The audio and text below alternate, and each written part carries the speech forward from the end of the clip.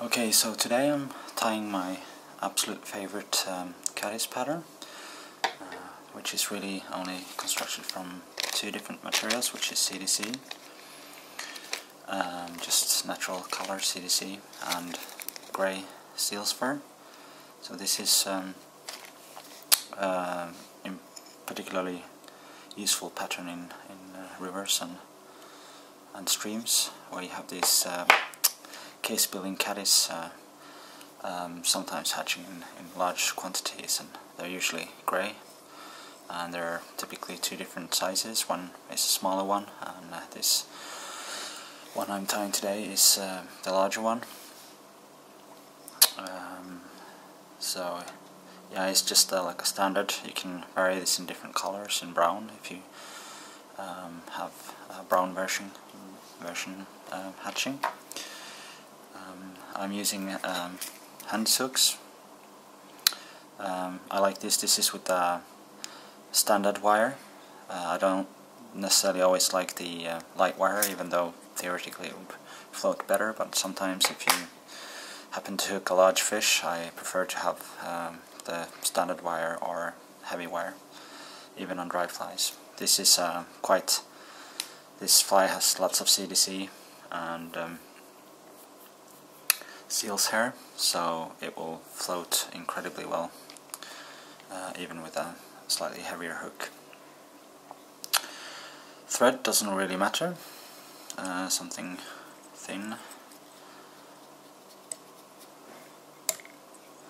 And I'll just this is just a very simple fly to tie, two different materials and very fast, and pretty much the only caddis pattern I use in running water. Works extremely well. I kind of don't like to have too many different patterns in my box, because it just makes it more difficult to choose the fly. And if you have, it's better to have a lot of flies of something work really well. So that's the body. It's just seal's hair dubbed around the thread, and I've got a bundle of 4 small nice quality CDCs, and I'm going to tie it a little bit long because there's going to be some cutting involved in the end. Just make sure you leave 3-4 millimeters to tie in the wing, the CDC. And here you want to use quite a lot of force, and if you can, just make sure it goes around the body, as it does in the the real caddis. The wing goes covers the body in a way, and tie in this quite tight. And if you can use super glue or something so that this wing doesn't rotate. Okay.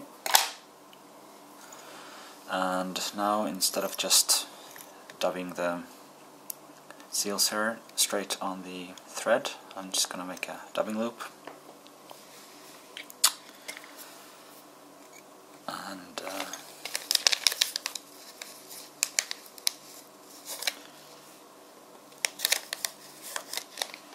And just prepare a loose bundle of seal's hair, something like that, and then twist.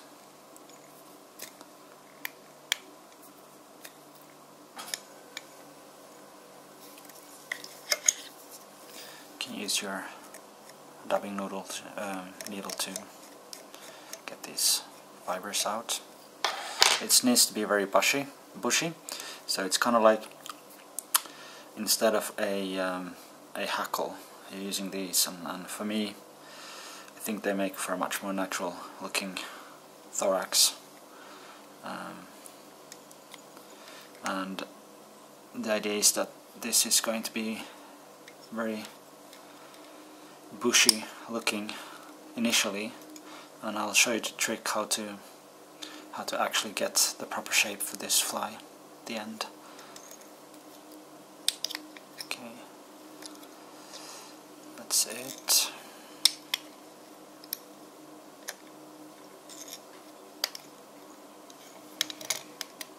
Like that.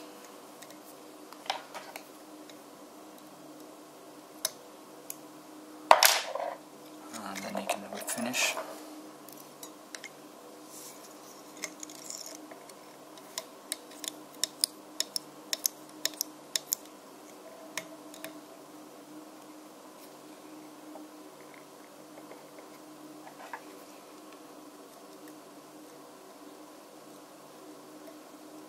Like that. And technically this fly would work as it is right now as well, but kind of wanted to lay flat on the surface with the wing upside facing up, and so what I do is I just make a cut. This is usually easily done if you remove the fly from the vise, but here, just for demonstration, I'm just going to show to do this. Okay, so now you got a flat surface, and essentially this fly would work as it looks now, but to get an even more natural shape, you can try brushing everything backwards. But what a neat trick you can use is to use super glue. So this is like a gel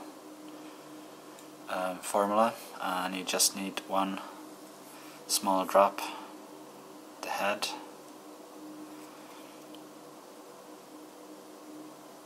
and then you just take your fingers and you strike everything backwards, and you get this very nice shape.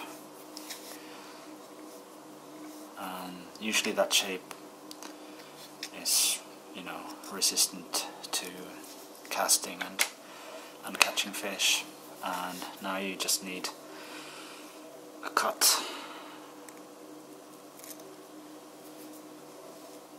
so you get that nice caddis wing shape.